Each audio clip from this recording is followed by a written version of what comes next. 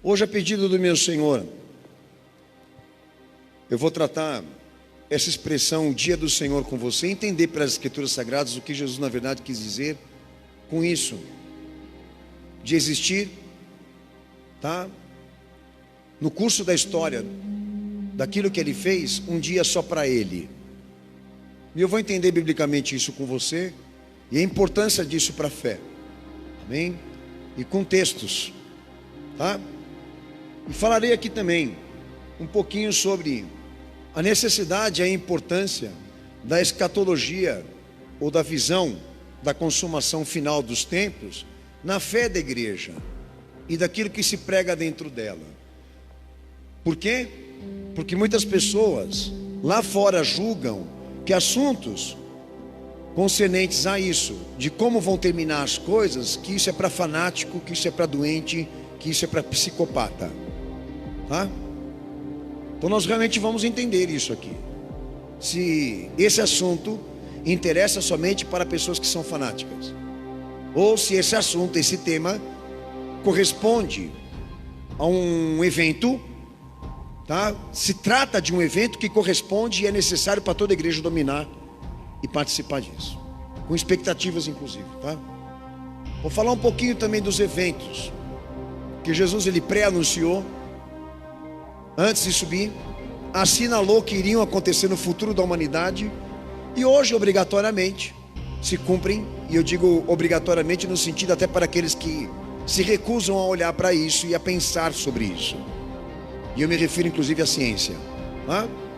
Que são acontecimentos que Jesus preveu, que Ele anunciou, e evoluem e progridem para nós, com confirmação e com fatos tão inquestionáveis, que até a ciência fez revisar o conceito de Newton, a ideia relativa que Newton inventou de que nunca havia existido um início para a humanidade. Revisaram esse conceito e acharam por certo acabar com isso, porque estão vendo o fim chegar. Então muitas coisas que na verdade agora Jesus ele pregou lá atrás, e que sistema, sociedade, público, pessoas que não têm nada a ver com fé, se interessam com o assunto, querem entender o que está acontecendo, mas a igreja não prega. A igreja é falha, ela é burra, ela é iníqua, né? Ela é desleal. Mas lá fora tem pessoas que realmente se interessam sobre isso, tá? E tanto que tem muita gente que escuta o meu canal particular e que vai à procura desses assuntos sem vínculo com a fé. Então é muito triste eu te falar isso, mas em compensação há eventos que explodem na experiência da sociedade atual, que se cumprem e que estão interligados e são de autoria do Cristo, tá? E falarei por fim o dia dele. Para quem não sabe, ele vai ter um dia dele, e eu vou dizer quais são as razões, ou o que se procura, né, com este dia, o que Deus na verdade quer firmar nesse dia, tá bom? Amém? Eu queria que os amados irmãos, a minha irmã vai me ajudar aqui, eu queria ler o texto de 1 Coríntios, capítulo 15, do verso 12 ao verso 34, é bastante versículo, mas é um texto importantíssimo que Paulo escreve, né, que ele relata, baseando-se no Evangelho do nosso Senhor, que trata os assuntos da igreja, ou seja, os problemas que a igreja na verdade costuma enfrentar.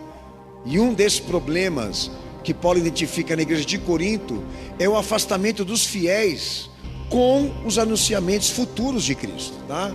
Havia lá um isolamento desses anunciamentos, ou diríamos um desinteresse sobre a vinda de Jesus e a consumação dos séculos, que Paulo foi lá e exortou, e eu vou tratar um pouco sobre isso. Bom, o que Paulo diz para a igreja de Corinto?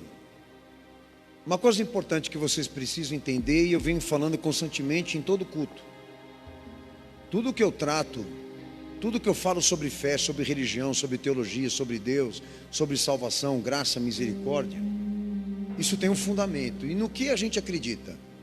Naquilo que Deus manifestou de si mesmo por um ato próprio.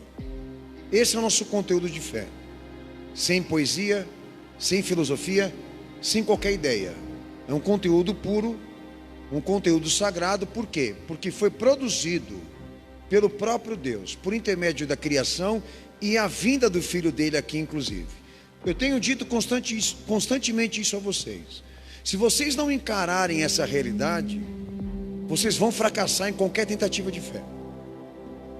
Tá? É inadmissível que uma pessoa fale sobre Deus ou sobre fé da forma dela. Ela não tem licença para isso.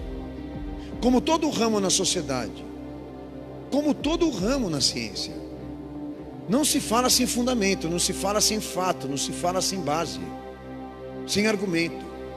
Ideia todo mundo tem, mas a fé verdadeira poucos têm. E eu digo para você por quê? Porque são poucos aqueles que refletem sobre isso. Deus determina o caminho e a gente segue. Só que tem muita gente tola, muita gente ignorante que não quer enxergar isso. Bem, o meu objetivo de falar isso para você é que você não pode fugir de nada que eu vou te falar aqui hoje. Você não pode nem fugir dessa verdade, como também não pode me refutar ou ir contra mim, se não for pela verdade dele, ou pelo que ele disse. Isso tanto a igreja como a sociedade. Então, tire a sua conclusão na hora que eu terminar essa pregação hoje. Se você vai crer ou não, é um direito seu. Mas se isso é verdade ou não, para provar que é mentira, você tem que usar o recurso. E o recurso é a palavra de Deus. Não existe livro no mundo autêntico e capaz de orientar um homem sobre fé e sobre Deus do que esse livro que está aqui na minha frente. Respeite isso. E deixa de ser otário. Porque a hora que você vier discutir sobre Deus, você vai precisar do que eu estou usando aqui agora. Tá? É um recadinho direto para quem gosta de bater de frente. Eu, particularmente, não tenho interesse nenhum, como pastor e como teólogo, de gerar mentiras aqui em cima desse púlpito. Eu não ganho para fazer o que eu faço, e não sou empresário e não sou profissional. Eu quero a fé verdadeira. E como você deveria se esforçar, eu venho me esforçando. Como esse ministério também se esforça. Nós não aceitamos nada falsificado aqui. Bom, Paulo lhe diz o seguinte: não existe um evangelho sem escatologia. Não existe um evangelho pregado por Jesus sem visão de consumação. Ele está exortando aquela igreja o seguinte: se vocês tiverem um evangelho baseado em comida, bebida, investimento e vida agradável, com esse pensamento, vamos usufruir da vida porque um dia nós vamos morrer, vocês não podem chamar isso de evangelho. Porque o que Jesus pregou não consiste em vida correta e vida agradável, mas em redenção. E Paulo está resgatando aqui o evangelho verdadeiro e endereçando aquela igreja a disciplina, para que eles não se esquecessem disso, da importância de a igreja parar e ouvir Jesus falar pelo amor de Deus. E nós estamos vendo isso se repetir para os nossos dias, aonde surgem templos e igrejas esboçando e preparando conteúdo de fé que não tem essência, que não tem procedimento, que não tem critério, que não tem fundamento cristão. E até quando nós vamos admitir esse tipo de coisa?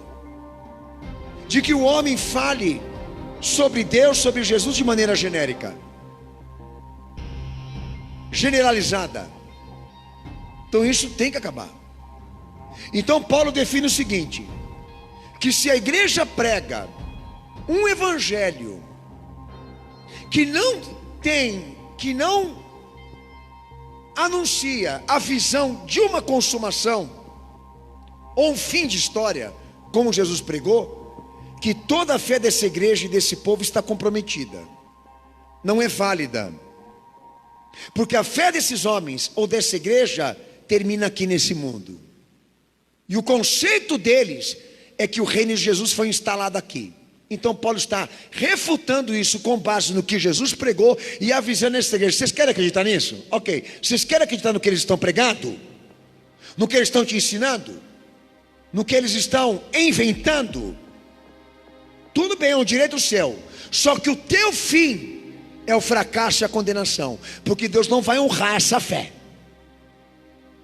Deus não vai honrar o que você está buscando aí, porque está todo arquitetado e entrelaçado em perspectivas puramente materialistas, humanas e temporais, de época, de tempo, de moda. Então o apelo desse homem é o meu para você hoje aqui, do apóstolo.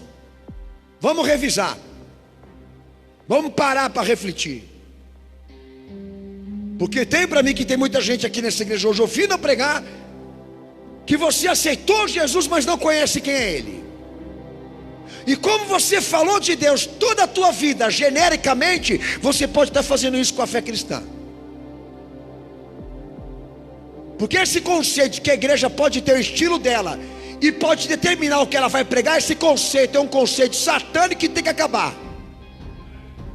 Eu não estou dizendo que nós vamos terminar essas igrejas, não, o povo tem que recusar.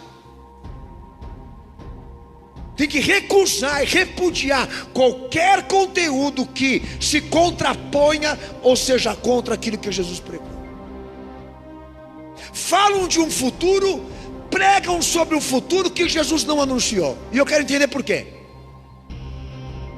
Anunciam expectativas, usam falsamente a palavra esperança, de maneira ridícula até. E eu quero dizer para vocês aqui nessa noite, com base em que licença? Então isso tem que acabar, porque nós precisamos conhecer o evangelho completo. E essa particularidade gerou as facções que estão infelizmente dominando as instituições evangélicas hoje. Gerou esse infortúnio, essa bagunça, esse caos que a igreja é hoje.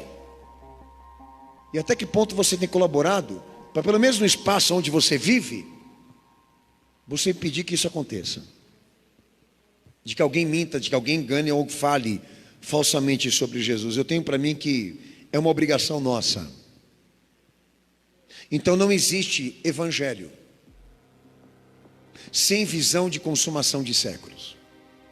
Não existe um evangelho pregado por Jesus sem a visão futura de como as coisas vão ser ou vão terminar. Primeiro, porque toda a história da civilização foi palco das atividades desse Deus.